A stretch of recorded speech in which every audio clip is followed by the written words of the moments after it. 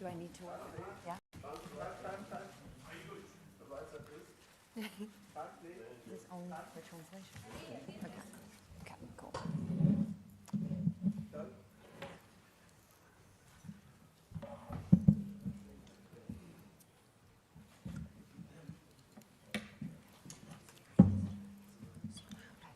Thank you very much. Thank you. We'll get started. Welcome. If the photographer, thanks so much. Photography Corps. Thank you and welcome to the 75th Berlinale. It's happening, and I understand that snow is a good omen. So I'm looking forward to a great festival. I'm Trisha Tuttle. I'm the new director of the Berlinale, and it's my pleasure to introduce our jury today as we open the press conference. Starting from my far right, we have Nabil Aouche, French-Moroccan writer, director, and producer. Aouche has been making feature films since 1997. His debut feature, Mektoub, screened in Forum. It was an audience favorite and went on to be nominated as Morocco's Oscar submission that year. His work is screened at film festivals all over the world, and it features beautiful writing and directing, often about characters from the margins of society with sharp political eye. His most recent films include Casablanca Beats in 2021 and last year's Everybody Loves Tuda, which premiered in Cannes. To his left is Rodrigo Moreno, from Argentinian director. Rodrigo's debut feature also screened in Berlinale, El Custodio, and received funding from the World Cinema Fund, and it was part of our competition in 2006. He also won a prize for this film at Sundance Film Festival. Rodrigo returned to competition in 2011 with The Mysterious World, and his stunning The Delinquents screened in Un Certain Regard in 2023. Our jury, my order's wrong, forgive me. Maria Schreider is a director that you know very, very well. She's one of Germany's great directors. Films include 2016's Stefan Zweig, 2020 Orthodox, her series made her the first German to win an Emmy. In 2021, she screened I'm Your Man in the Berlinale competition, and 2022's She Said was a beautiful film about New York Times journalist, important journalism at this time. And Maria also is an actor. Her 1999 Amy and Jaguar opened the festival, and she won a Silver Bear for her work in that film. Our jury president, Mr. President, is Todd Haynes. He was first at the Berlinale. We have a theme here. First at the Berlinale in 1991 with Poison, which won a Teddy Award. Since then, he's made many films and won many awards for a range of features, which are as diverse in style and subject, but also unmistakably hit the work of Todd Haynes. Highlights include Safe in 1995, I'm Not There in 2007, Far From Heaven in 2002, and he, of course, works with many wonderful actors, including Kate Winslet, Kate Blanchett, Natalie Portman, Julianne Moore, Mark Ruffalo, Christian Bale, and Todd, thank you very much for being our jury president this year. Fan Bingbing is to Todd's left, and Fan Bingbing is one of Chinese cinema's brightest and biggest stars. She was awarded the Golden Rooster for her role in Feng Xiaogang's 2016 I'm Not Madame Bovary. And other work includes Li Yu's Lost in Beijing, which screened in the Berlinale competition. And she worked with Chen Kaige on Wu Ji, The Masters of the Sword. She last attended the Berlinale with Green Knight in 2023, and it's a delight to have her back at the festival. Costume designer extraordinaire, Pina Degler, is German-born and Madrid-based. She had very unforgettable designs in a number of films like Nico Caro's live-action Mulan, for which she was Oscar-nominated, Todd Field's Tar in 2022, and most recently, stunning work in The Room Next Door with Pedro Almodovar. And last but certainly not least, Amy Nicholson is a film critic, new film critic for the Los Angeles Times. She's host of a podcast, Unspooled, and she's a member of the Los Angeles Film Critics Association and the U.S. National Film Critics Association, Society of Film Critics.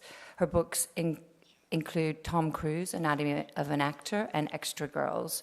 Amy, it's great to have you with us as well. Thank you. So we'll open up. First question. Go ahead.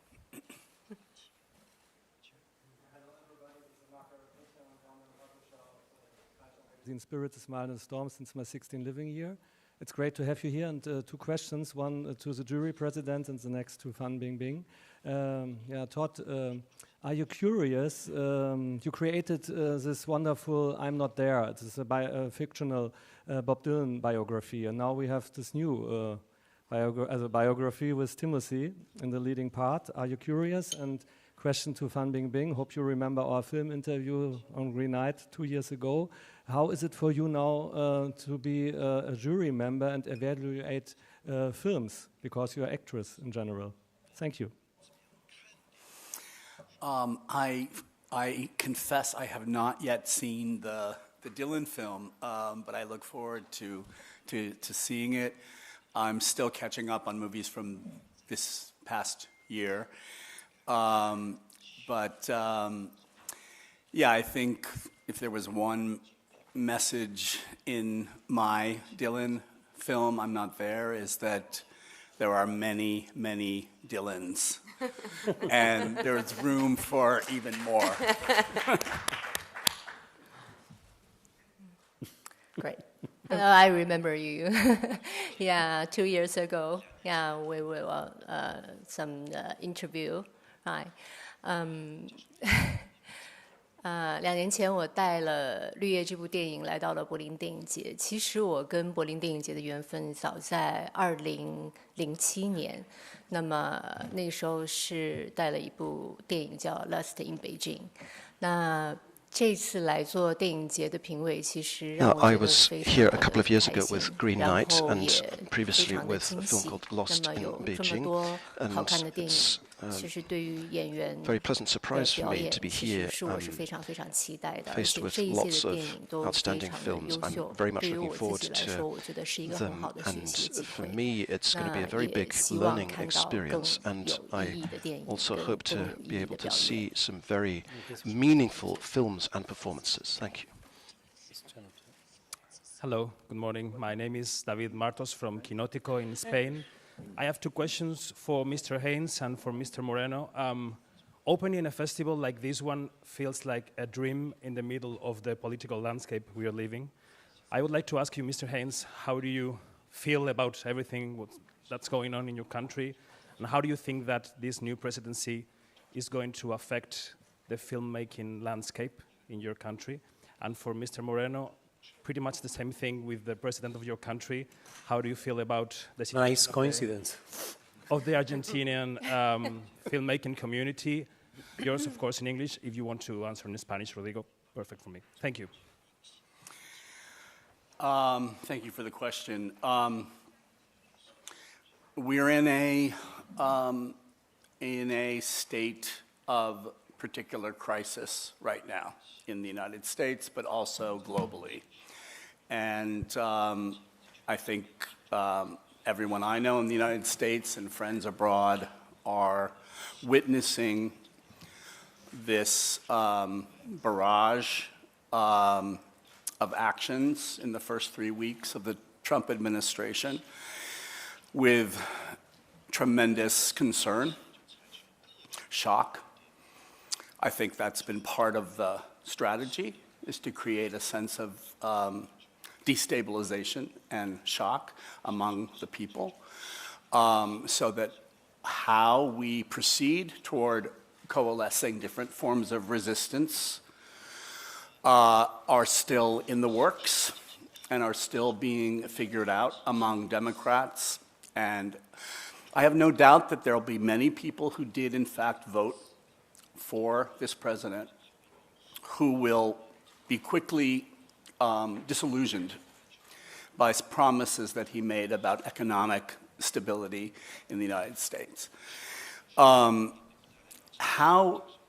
this return of this Trump presidency will affect filmmaking is a real question hanging over all American filmmakers.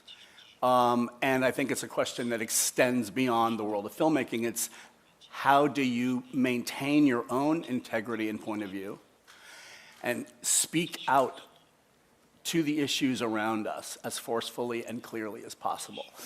And I think that remains to be seen. And I think always with filmmaking in particular, the financing question is complicated. So it's also about the kind of financiers who are willing to take risks and willing to support strong voices. And I think that exists, but again, it takes examples and positive outcomes, I think, to fortify those kinds of risks that people may want to take. Well, it's, as you asked the same question for both of us, I could say more or less the same thoughts, because the situation in Argentina, of course, it's 1 year. We've been having this government with a crazy guy, total fascist, pronouncing every day against gays, against scientists, against educators, against filmmakers, artists. So it's a nightmare for us. But there's another thing regarding, particularly with the film industry, is that we had till last year, for our last 30 years, a very strong film law that allowed us to make films very similar to the French system. So that means that we had a National Film Institute financed by a tax that pays the spectators pays every time they go to the cinema, and the television also. So it's apart from the national budget, and that allows us to make our beautiful cinematography from Argentina during above all the last 20 years, where the renovation and new generation made. But now everything was defunded. So this year there was 0 films produced by the National Film Institute, which is a tragedy for us, of course. But we will keep on making films anyway, with cell phones, with whatever. The main problem is the workers, the old people, the poor people, which is increasing every day in Argentina. That's the real problem we have now with this kind of policies and economical situation, yes. Okay.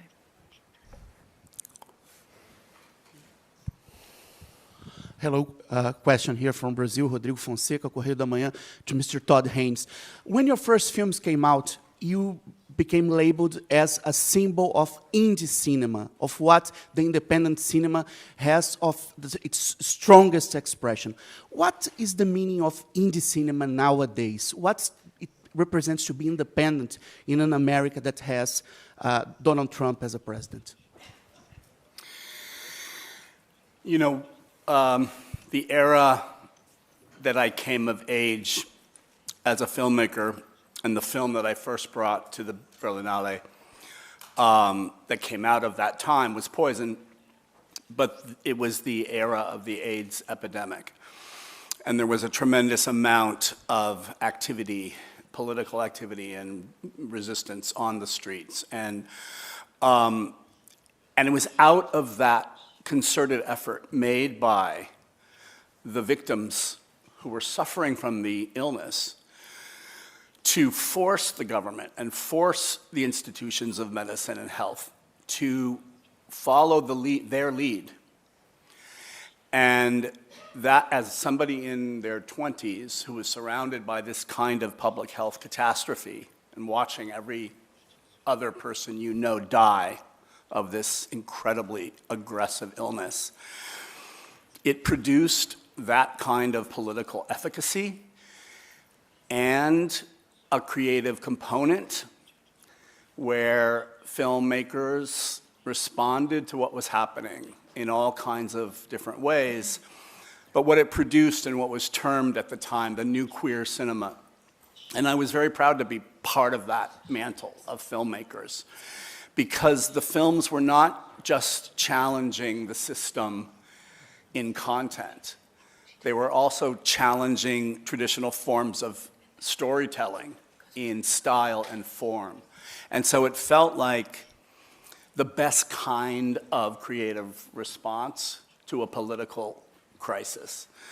And we learned that there was a market for these films. And so these films got shown. It was a time where the indie film culture, particularly in the East Coast of the US, was very robust. And we felt like there was a strong relationship between audiences and filmmakers. And that independent film culture only continued to grow and become more successful. So when Quentin Tarantino entered the scene and had remarkable successes with his film, all of a sudden the money that was generated from Pulp Fiction, for instance, dwarfed the kinds of money that other independent films were making. And you saw players in that system like Harvey Weinstein, people really trying to use the new energy that was associated with independent film. And it had positive and negative results. And I think that continues to this day.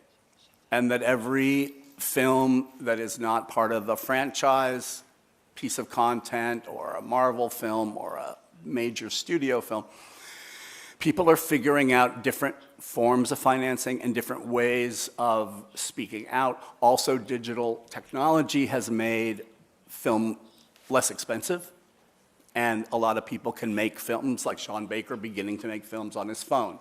You know, there were a whole new range of possibilities opened up as a result. And I think we'll always continue to find those avenues to get voices that need to be heard out there.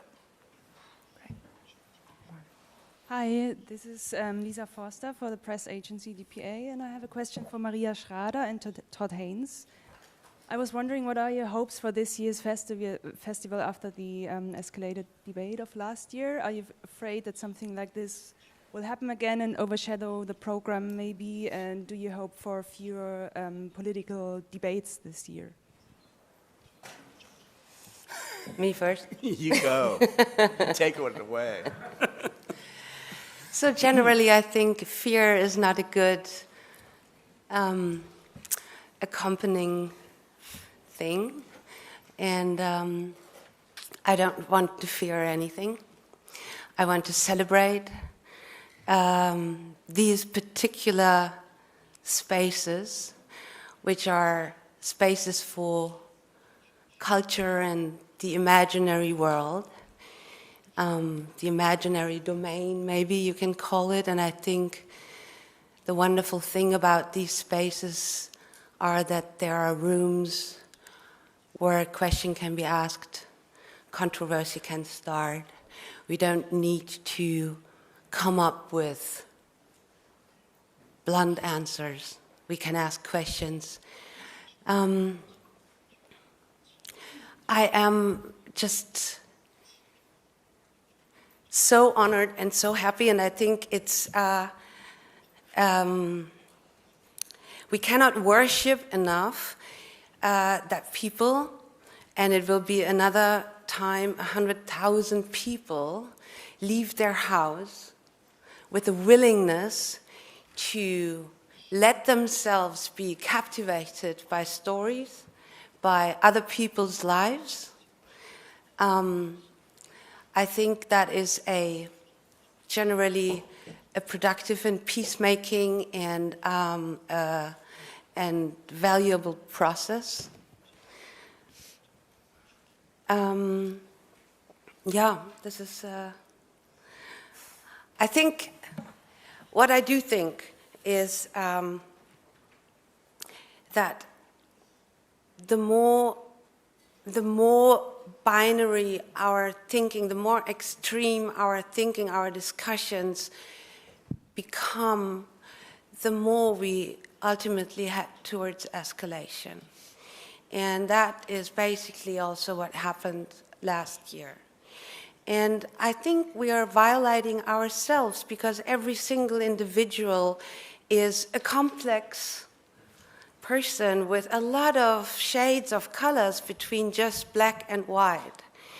And we all are craving for peace and freedom. And I think the culture and the imaginary world we are celebrating for the next 10 days are providing these spaces which we cannot value enough because they are reducing, and specifically in Berlin.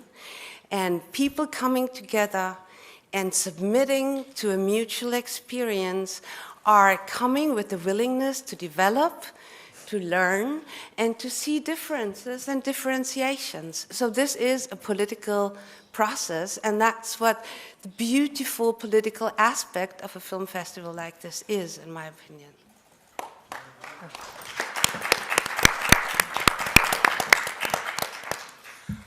There's nothing I can really add to what Maria said.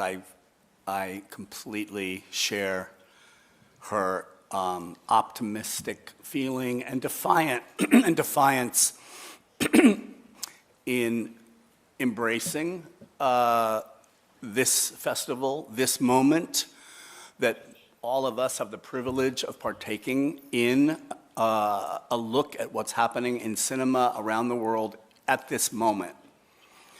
And coming from different places and having our own different lives and experiences as filmmakers and film artists also brings that kind of diversity together into a concentration of time and openness.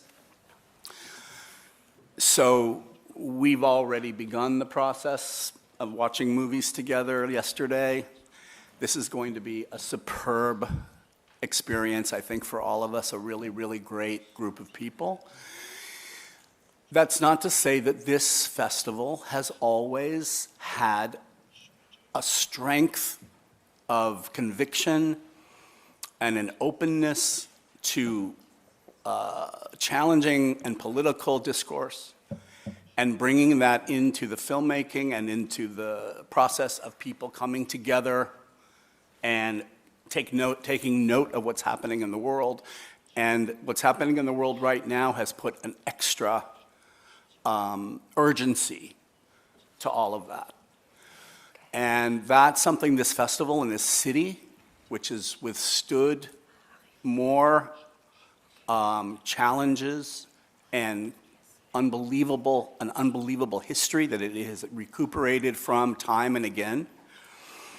That puts the site that we are in this particular festival in Berlin, really in the crosshairs of the moment that we're in, but that we are looking at it from a cultural perspective. Right. Hello, this is Katrina Steiner from German newspaper Bild. I have a question for Ms. Schrader, Ms. Tuttle. We have a general election coming up in 10 days, and the far right is going to make a big splash, probably here in Germany. How does this development here and all over Europe affect you, both as artists and as people? Well, I think I'm affected by this like everyone else. We don't know the outcome yet. And sometimes, this is a personal thing, sometimes I feel it's hard to, for an artist, specifically for a filmmaker, to to not immediately be able to react onto something. You know, I can react on something like as a person. I can go out on the street. I can articulate myself. I can demonstrate. But it affects also my work. I read a lot of things. I have a lot of thoughts, and I sleep over it. And I think, is this really relevant right now? So it elevates stakes for, you know, what are the stories which are needed to be told right now. And just really briefly, because I think that everything that each of our filmmakers and jurists have said about the festival and what we hope for the festival underlines how much of a rejection and an act of resistance a festival like this is to all of the ideas, perverse ideas that many far-right parties across the whole world and across Europe are spreading. This is a space where we want to come together and listen to each other and communicate through cinema, and we all celebrate and value very deeply the sort of pluralistic ideas that are behind big major international film festivals. So I think the very fact we're all here is a resistance, and it's a really important one. My name is Mahari Sagid, African Refugee News. I have a question for Mr. Nabil. Mr. Nabil, you are today in the spotlight for all the Arab-speaking world and also for Africa, because Morocco is in Africa too. So can you tell us how is your life in Morocco as a director, filmmaker? Do you have the same problems we have in Africa, or is it different? Then I would like this two ladies, if you can say something about your experience here. Well, the good thing in Morocco is that we don't have a president, we have a king. And believe me, it changes everything, especially because it's a good king. No, we're facing almost the same topics, problems, dreams, hopes than every other directors all over the world. Sometimes people think that we artists live in a bubble. We don't live in a bubble. We don't have privileges. We take risks every day. And I think that, facing some people like the one we were talking about in the US right now, thinking that it can buy the whole world. It can buy Gaza, it can buy Greenland, it can buy Panama. We have to be strong everywhere in the world, including in Africa, because we can be the next ones. And I think that people today want to hear strong voices from us, because sometimes from the politics they don't have enough strong voices right now. So we have to be radical, we have to be strong in our choices, in our movies. And a place like this festival, for us, is a great place to get together, to watch movies, to open windows from all over the world and discuss. We have a great jury this year, and discuss what the proposals that all the directors from all over the world who got into a kind of resistance, that's the word, are proposing us.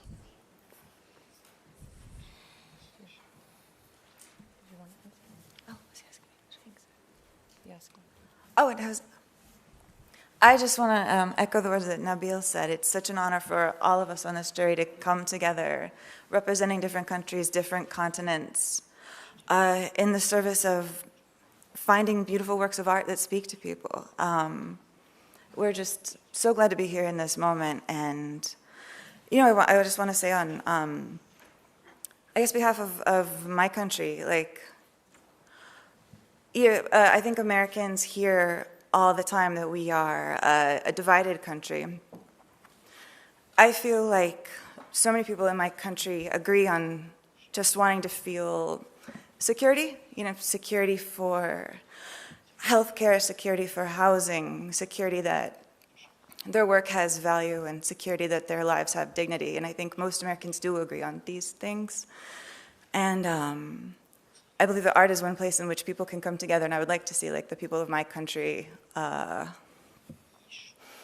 realize that they should unite against those people who are trying to divide us in America. I feel like there's strength. And I love my country very much. Thank you. Final question. Jens Hölzig, MDR Television and First German Television. One question to Maria and two shorts to Trisha. Maria, was ist aufregender, schöner für Sie, mit dem Film in die Preisverleihung reinzugehen oder selber über Preise zu entscheiden? Und Trisha, Tom Tippler said in these days, you are a gift for Berlin. What is Berlin? What is the festival for you? And what was your first sentence in German? Start. Okay, first I want to align myself with Tom Tikva. I think Trisha is a gift for Germany and for this festival. Being here as a filmmaker and presenting, or as an actor presenting your own work, is adrenaline, is very focused on this premiere. It's you do interviews all day long, and being in the jury is still being in the same place, but it's almost the opposite. It's almost, you spread your attention as wide as you can, and probably apart from having the privilege to see all these films, actually being the first audience to see films. We already watched films yesterday. This is a great privilege. Beyond that, I think it's also a process of community building. We will get to know each other so well during these next upcoming 10 days, but it's not only us. Yesterday night we met all the other jury members, and I hope we'll walk across. And so generally, I think the physical presence of other people, the meetings, being in the audience, we will have some screenings, we'll also attend with the audience. I'm very much looking forward to that. And yes, my life is so dominated by meetings via Zoom. The whole She Said was prepared, via Zoom. I never met people, in person until I got there. And this has been going on till today, so I cannot be happier to be in a room with you today and, being physically present during these next 10 days.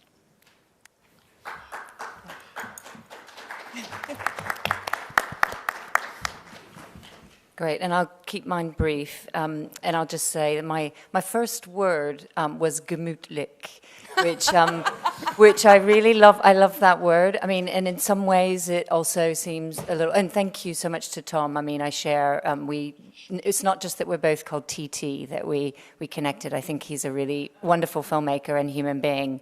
And I think gemütlich also, I think the kind of warmth that I always felt from this festival when I came as a young professional is really inclusive. Everybody gets invited to the parties. Everybody got into the screenings. That sense of community that you build. And it's not a bubble. It's hopefully, we're not locking out the outside world. We're inviting people to come into this space and share cinema with us. And we hope, I want to echo what Maria said about conversations are complex. And if we stop talking to each other and we stop talking to each other around cinema, that's when things are really scary. So I think we shouldn't be scared of conversation. We shouldn't be scared of the fact that the world is a troubled place, and some of that is going to come out in the conversations we have. But I also hope, and I feel from our jury, that we're going to do it with a lot of love and a lot of care. So thank you guys very much for being my first jury. Thank you.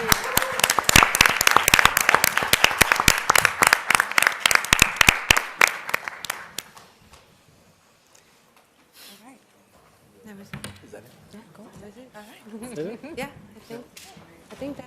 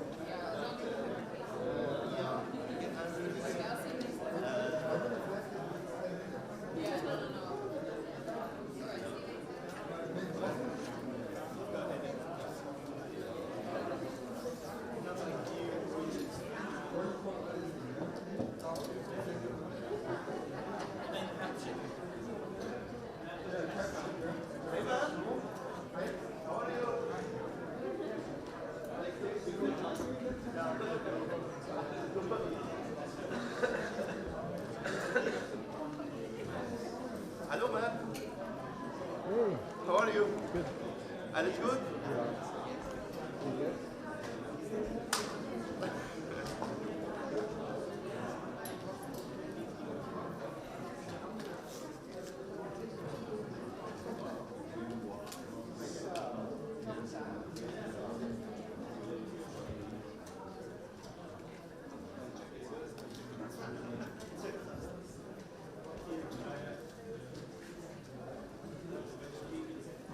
Hey, this is London.